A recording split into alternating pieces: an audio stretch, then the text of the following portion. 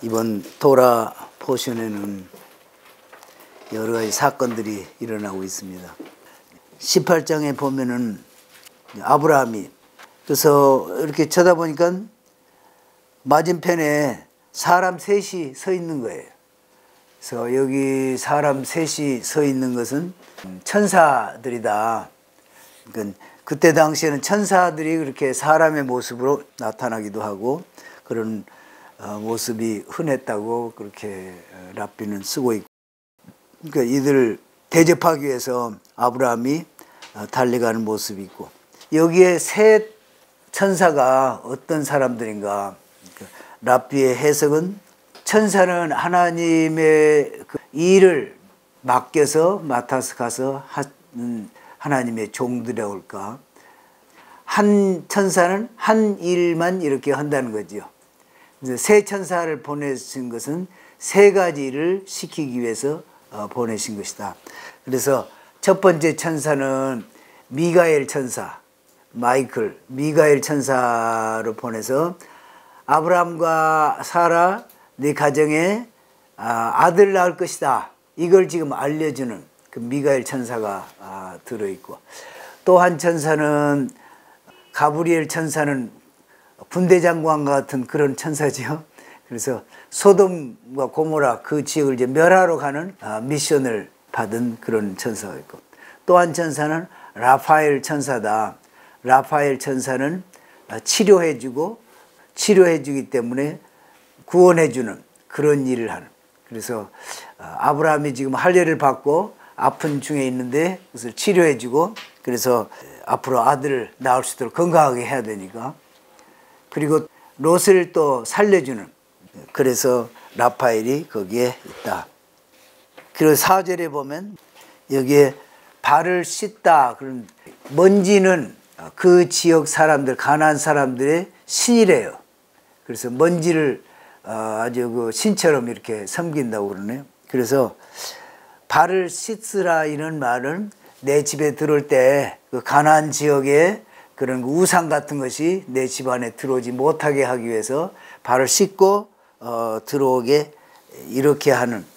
그러나 롯이 천사 둘을 맞이해 가지고 이제 강권에서 들어오게 하지요. 19장 2절에 보면은 발을 씻고 주무시고, 근데 원문에는 발을 씻고 주무시고 가지고 주무시고 발을 씻으소서 이렇게 돼 있는 거예요.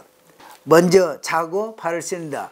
그러니까 롯은 그 지역 사람들의 그런 우상에 대해서 별 관심이 없어가지고 그랬을 수도 있고, 또 하나는 발을 씻고 거기 와서 유숙을 했으면은 거기에 있는 사람들이 그 손님이 오면은 끌어내가지고 뭐 신문도 하고 악한 짓을 많이 하더라고요. 보니까 아주 뭐 때리기도 하고 그냥 침상에 눕혀놓고 침상 길이보다도 짧으면 키가, 그런 막 목과 다리를 잡아 끌어가지고 거기까지 죽을 때까지 끌어서 막 내기도 하고 그런 악한 짓들을 많이 한 그러는데, 그 지역 사람들이 봤을 때 발이 깨끗하면 이 사람들이 여기 와서 며칠 있었구나, 그걸 당장 안다는 거예요. 그래서 발을 씻지 않고 그대로 자게 해서 내일 아침에 일어난 다음에 당신들 할 일을 하십시오. 그러면은 그 사람들이 와서 봤을 때도 발 아직 안 씻으니까 금방 온 모양이다, 이렇게. 그래서 그렇게 했을 가능성도 있다, 이렇게 이제 얘기를 하고, 아무튼 그 발을 씻는다는 거, 그것은 아브라함의 입장으로 봐서는 그 땅의 신들로 여기는 그런 그 먼지 이런 것이 자기 장막에 들어오지 못하도록 그런 배려를 한 것이다. 그리고는 잘 대접을 해서 천사를 대접하는 그런 모습을 볼 수 있고요. 그리고 사라가 두려워서 부인해서 내가 웃지 아니었다.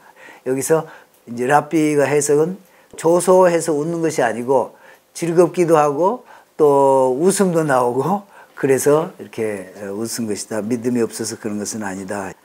그 다음에 보면 16절 보면은 소돔으로 향해서 천사들이 가고 아브라함은 그들을 전송하러 이렇게 나갑니다.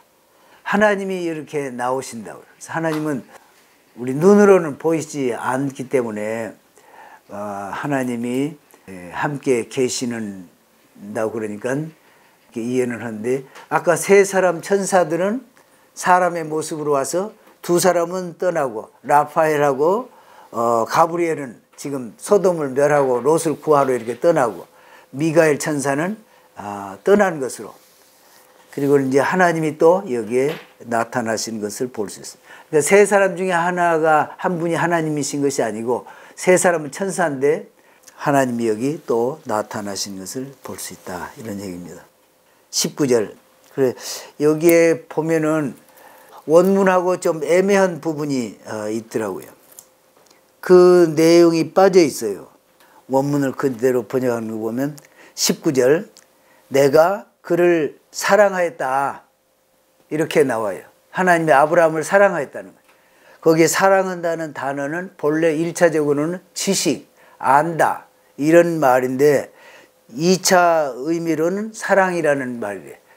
아브라함은 명령을 하는데 뭘 명령을 하느냐.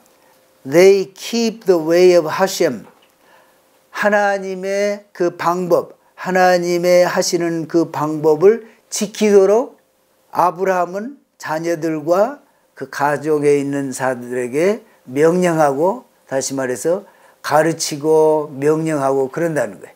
그래서 사랑한다는 거예요. 그러면 하나님이 무슨 일을 하시느냐. 체리티는 자선하는 거, 자비, 이런 거고, 사랑.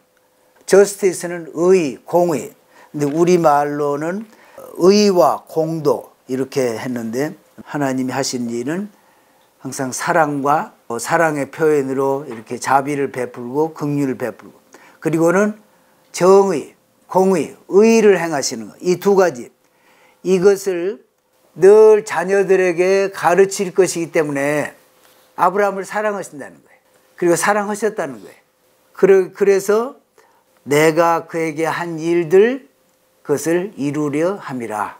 그러니까 우리 번역은 두리뭉실하게 그렇게 이루게 하기 위해서 의와 도를 지켜 공도를 행하게 하려고 이렇게 했는데, 하나님이 지금 소돔과 고모라를 멸하시는 엄청난 일을 지금 하러 가시는 거 아니에요.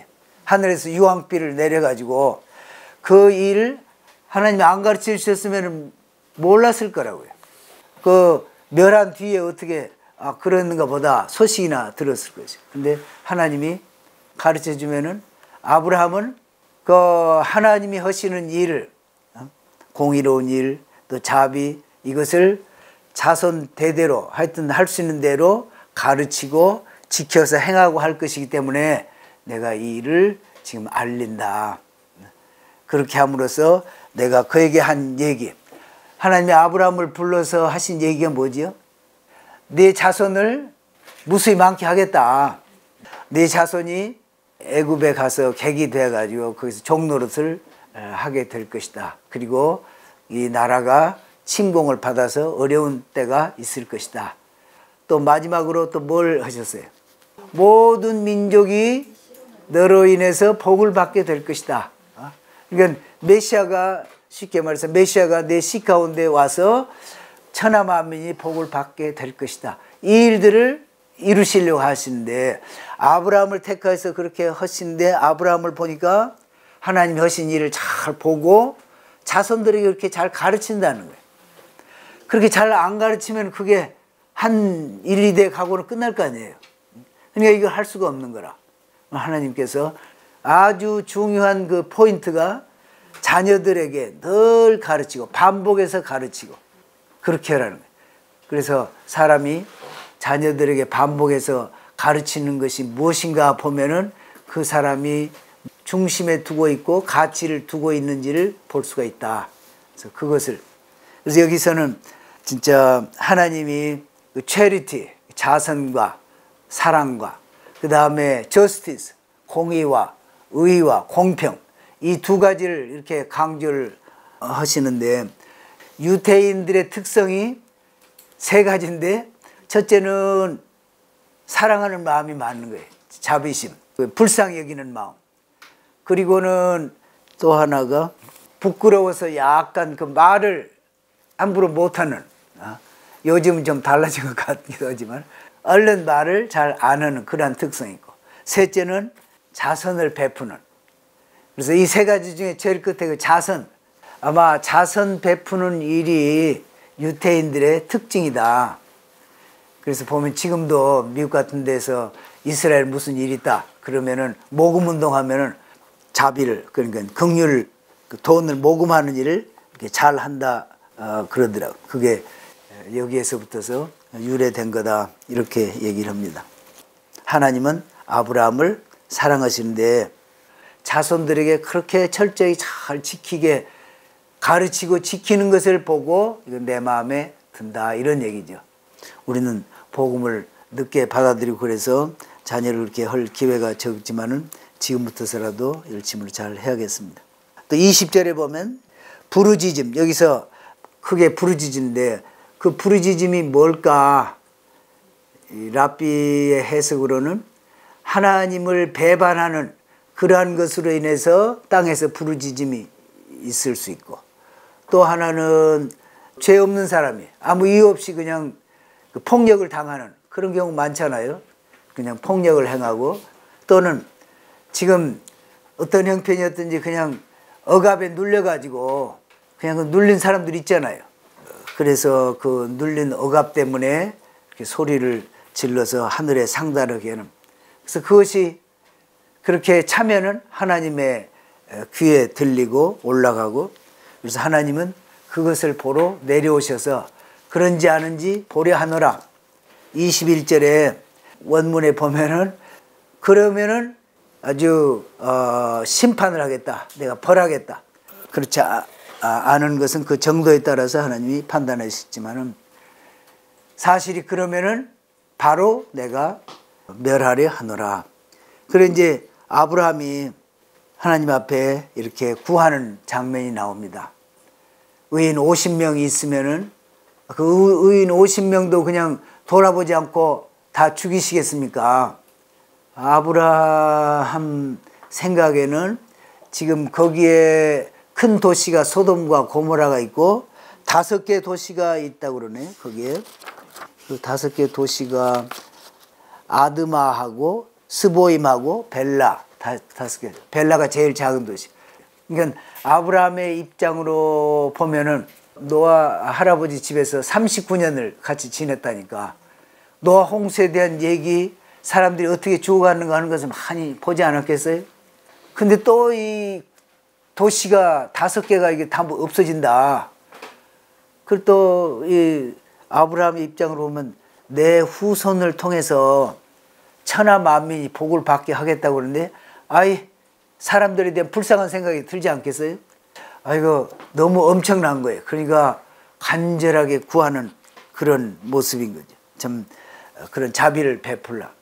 50명 있으면 내가 처벌 않겠다. 그러니까 그럼 진짜 없다는 뜻으로 알고, 그래도 멸하시려니까, 그러니까 45명 있어도 내가 안 멸하겠다.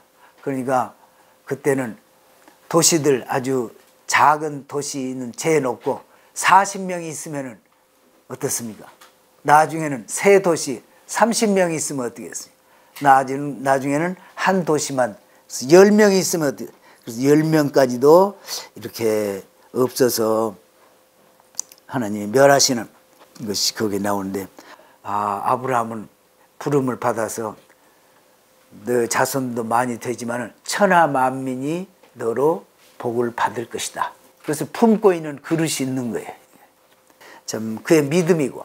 근데 앞으로 아마 이건 제 생각인데 대환란 때가 오더라도 그렇게 되지 않을까. 믿는 사람들이 하나도 없이 그냥 죄가 관영해가지고 그런 데는 하나님이 그냥 소돔과 고모라 유황불로 이렇게 심판하듯이 하실 것이고, 믿는 사람들이 많이 있는 데는 그 의인을 한꺼번에 멸하시지는 않을 것이다. 그래서 계시록 2, 3장에 나오는 교회, 하나님께서 경고하시듯이 그런 경고를 받은 교회의 모습들이 제대로 정신 차리고 준비를 하고 있으면 그런 곳에는 하나님이 심판이 임하시지 않지 않을까, 그런 생각이 듭니다.